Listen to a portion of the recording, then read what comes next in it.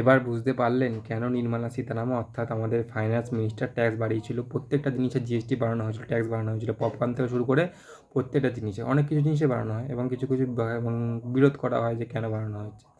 যারা যারা দেশের খবর রাখে না তারা এরকম বলে, যারা সোচ্চা দেশভক্ত সত্যিই দেশকে ভালোবাসে তারা জানবে, তারা বুঝবে। এই যে S-400 S-400 এয়ার ডিফেন্স সিস্টেমটা ইনস্টল করা হয় ভারতীয় আর্মিতে, এটা কি, এটার জন্য টাকা কোথা থেকে আসে? নিশ্চয়ই জিএসটি থেকেই নেওয়া হয়েছে। জিএসটি থেকেই আমাদের জিডিপি নির্ণয় হয়, জিএসটি থেকেই আমাদের শিক্ষাক্ষেত্রে কত যাবে, সৈন্যক্ষেত্রে কত যাবে, মেডিকেলে কত যাবে, সব নির্ণয় করা হয়। ঠিক তেমনই সৈন্যক্ষেত্রে এটা সৈন্যদের হেল্প করার জন্য অর্থাৎ ইন্ডিয়ান আর্মিকে হেল্প করার জন্য, ইন্ডিয়ান এয়ার ডিফেন্স সিস্টেমটাকে আরও মজবুত করার জন্য এটা এই S-400 অর্থাৎ সুদর্শন চক্র নামের যে এয়ার ডিফেন্স সিস্টেমটা ইনস্টল করা হয়।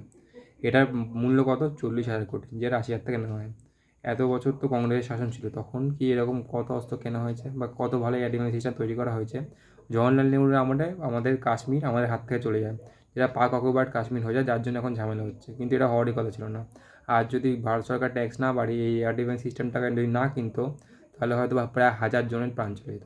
তাই আপনারা বুঝুন ভোট দেওয়ার আগে যে কাকে ভোট দিচ্ছেন, এবং রাজ্য সরকার ভোট দেওয়ার আগে বুঝুন যে কেন্দ্রীয় সরকারকে ভোট দিয়ে একটা তো ফল পেলেন, ভালো ফল।